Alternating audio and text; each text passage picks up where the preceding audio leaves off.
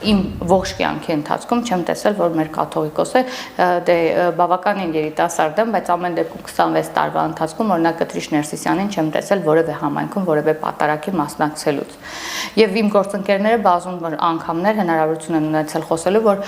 սակայն օլիգարխների հարսանիքներին, ինչ-որ խաշի սեղաններ օրհնելուց, հարուստների հետ շփումներից, այսինքն այն լաքշրի մասայի